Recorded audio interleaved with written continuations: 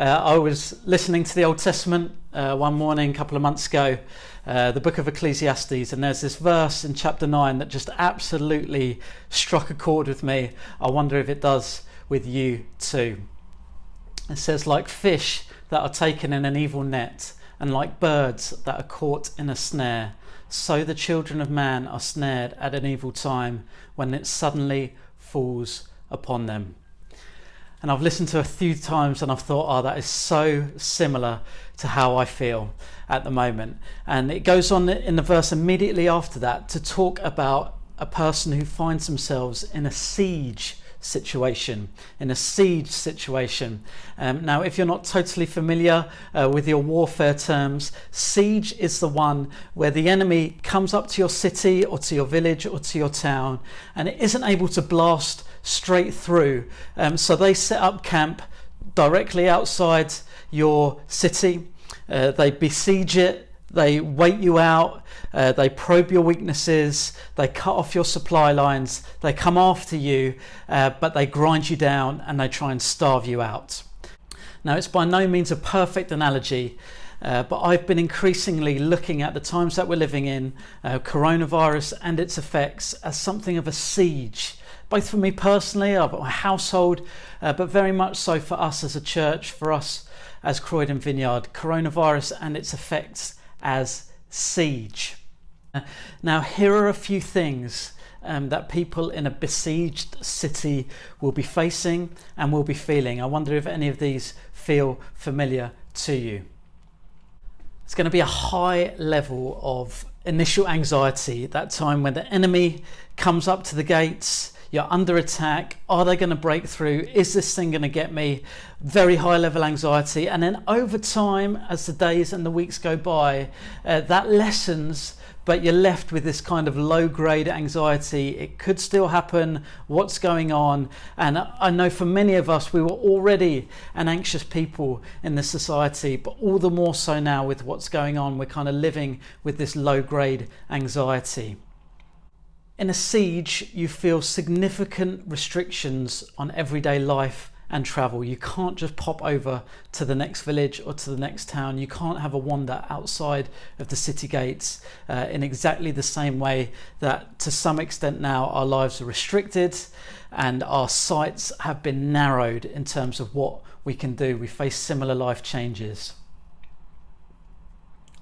Very importantly, in a siege, significant sources of strength are restricted or they're cut off completely.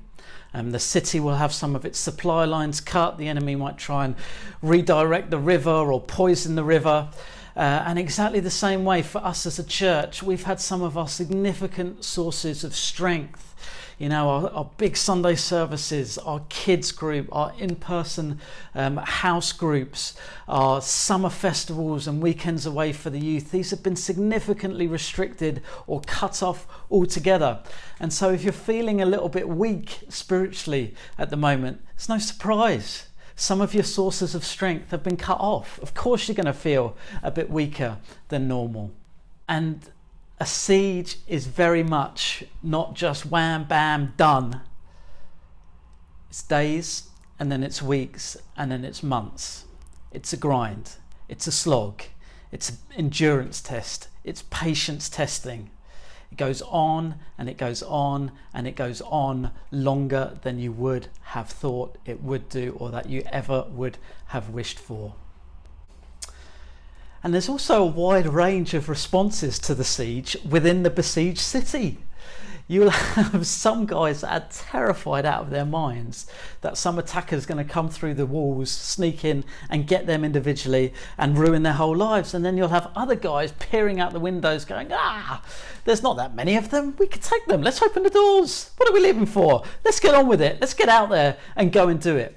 And there's this absolute spectrum of responses, and it's very difficult for people to walk in love together when they feel so differently about an issue that's so important, so vital to their lives. And I wonder if you found that with coronavirus.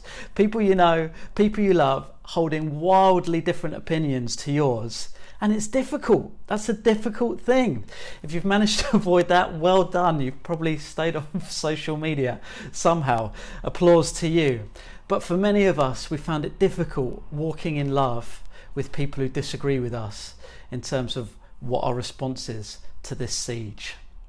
And so the cry of the besieged city, the besieged household, the besieged village, again and again is, when will this end? When will this end? Have you found yourself saying that at any point? When will this end? It's a besieged city experience. So that's what we're living. It's not as extreme, no. It's not a perfect analogy, no. But there's some resonance there, isn't there? And so I'm wondering, is there any wisdom in the scriptures? Is there any knowledge that Jesus can give us? Is there anything in our faith, in our history, that will help us for these times? Well, do you know what? I've been digging around, and there is so much more than I thought there would be in scripture about how to handle yourself in a siege, about how to handle yourself in a siege. So I'm going to pass this on as quickly and as helpfully as I can. There's two real dangers in a siege that we need to avoid, and there's one huge hope that we need to hang on to. Now, the first danger isn't actually that the enemy will break through the lines and come through the front door. No, the danger that we need to avoid in a siege is that somebody loses heart, somebody gets fed up, somebody has enough, and from within our own camp they open the back door to the enemy and let the enemy through that way. That's a big danger in a siege. Maybe you remember the Battle of Thermopylae, the famous battle where hundreds of thousands of Persians went and laid siege to the Greeks. The Spartans were there in the narrow pass, only a few of them, and they managed to hold off the Persians. I think it was 3 days they managed to hold them off, and they kept going and they kept going, a few against the many. But the problem came, the defeat came, when one of the Spartans had had enough and they showed the Persians the back route. It's the enemy within that's more significant than the dangers from outside. It's the enemy within that's more significant than the dangers from outside for the disciples of Jesus. Because, for you as an individual, for your household, for us as a church, for churches across there, we can weather this storm. Yeah, it'll be tough. It'll be longer than we want it to be. It'll weaken us. We'll get frustrated with people around us. But if we stay faithful, we're going to get through it. If we stay faithful, we're going to get through it. The problem will be is if somebody, particularly those in leadership, which in your household you almost certainly are, has enough, loses heart, opens the back door to the enemy. That is what causes situations that are much more difficult to recover from than any siege that's initially laid. So church, stay faithful. Stay faithful. Keep that back door locked, double locked, shut. Don't go there. Don't put the cup against the door to listen to what the enemy might be offering you. Stay away. In terms of temptation, play it safe. Stay faithful. We will get through this. Keep the back door shut. The second danger in a siege is that we eat our own children. Now, it's a horrible expression, and the scriptures use it a few times, and it's almost like the ultimate horror of what can happen to a besieged city. They begin to eat their own children. Now, we're obviously not in a situation as extreme as this, but the principle remains that the temptation in a siege is to spend too much from your future in order to get to the present. It's to make the next generation pay the price that we should be paying. The pictures there is of the story of the goose that laid the golden egg, and they want tomorrow's gold now, so they cut it open, they lose everything. And in a siege situation, if you eat your own children, it's the church that's getting tight financially, so they lay off the children's worker and pull out of the children's investment. It's the small group that we're finding it so tough that we're going to stop engaging with the people on the fringe of our group, stop praying for them just to make it through ourselves. It's the family that kind of totally battens down the hatches and ignores the neighbour in need around them in order to get through their own difficult time. It's making the next generation pay the price that we should be paying. And particularly at a national level, earlier in lockdown, we saw this quite clearly, didn't we? Especially around the closure of schools, where the next generation are paying a very high price for the collective danger that we were facing. Now, you're probably not in a position of national influence, but you do have a seat of influence. And so I want to encourage you to keep pouring in to the next generation. Whether you're a leader, whether you're a parent, whether you're a relative, keep pouring in to the next generation. We don't pull back from our investment in them, because otherwise you make it through the siege, but you've just grown old together. There's no future.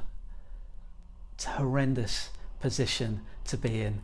And church, if you're in any doubt, us as Croydon Vineyard, we are as committed as can be to making sure we don't back off from our calling, from our resolve to raise sons and daughters in the faith that love Jesus, that love his church, and that do the things of the kingdom. Let's keep going. Let's keep pouring in. Let's not be a people that eat our own children in a time of trial. But now's the good part. The huge hope that we have. The huge hope that we have. There's these amazing stories. The one I'm going to pick on is from 2 Kings 6 and 7, where there's a city under siege.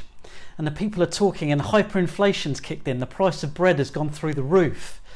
And the man of God, Elisha, he steps into this situation and he says, tomorrow, the price of bread at the gates is going to be 20 pence per loaf, or whatever the translation comes out as, very cheap.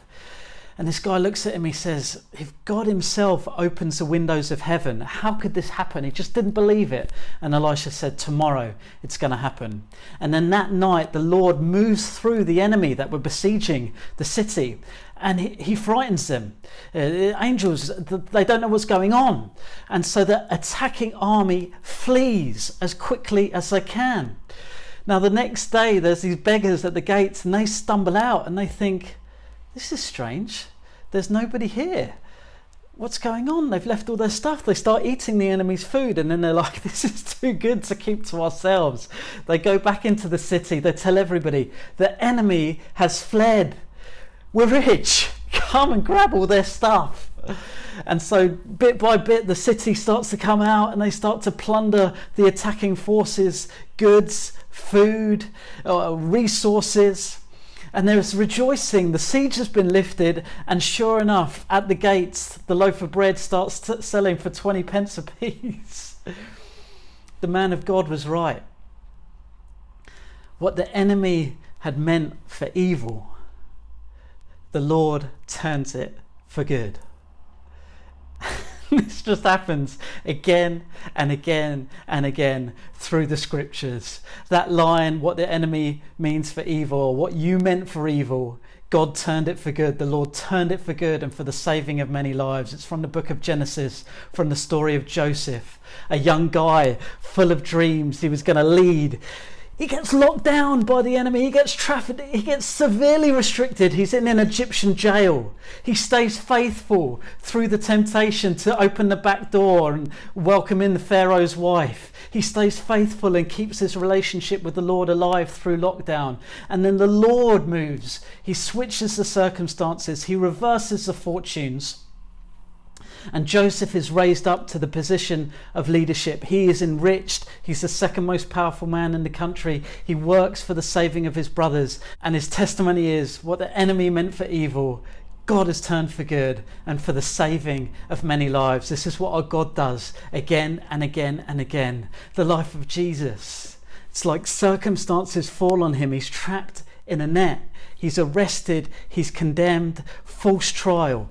Jesus stays faithful whilst cockles are crowing and others are betraying, whilst silver pieces are changing hands. Jesus stays faithful through a lockdown. He keeps doing the will of the Father, even unto death on a cross. And the Lord raises him up for the saving of more lives than there are stars in the sky. What the enemy meant for evil, God turns for good and for the saving of many lives. For us as a church, weakened, frustrated, supply lines cut off, let's stay faithful. Let's keep that back door to the enemy shut. Let's keep on as much as we're able, pouring in to the next generation, because we know that the day will come when things will shift, when the Lord will move, and what the enemy has meant for evil, for isolation, for weakening, for discouragement, and he will bring strengthening, encouragement, more power, more grace. It will come. It will come for you as an individual, anxious, perplexed, frustrated, bored. Stay faithful. I'm encouraging you to keep that back door double bolted and you don't go near it. I'm encouraging you to, as much as you're able, to keep pouring into the next generation, whether in age or in faith. And we will see things shift. You will see the hand of the Lord move in your life. In anxious times, people of peace will emerge. In divisive times, skilled peacemakers are going to be forged. In relationally disconnected times, people of love are going to rise up. In underfunded and impoverished times, entrepreneurs are going to spring out. Youth leaders are going to arise, and the next generation is going to move forward. The way to be a part of it is to keep the back door shut, keep pouring into the next generation, and keep calling to the name of the Lord, because this is who our God is. This is what he does again and again and again. What the enemy means for evil in our lives, he turns it for our good and for the saving of many lives. Would you pray with me? God, thank you that you are the one who changes things. You break through. Thank you that you can keep us faithful in a siege. Thank you that we can know your presence even in the midst of being besieged. And I pray right now for every single person who's watching this, that they would know your peace, they would know your presence, they would know your power. And I pray that we would see the siege lifted, and that we would see that what the enemy has meant for evil, you turn it for our good and for the saving of many lives. I hope you're saying amen at home. Let the neighbours hear it. Let's go.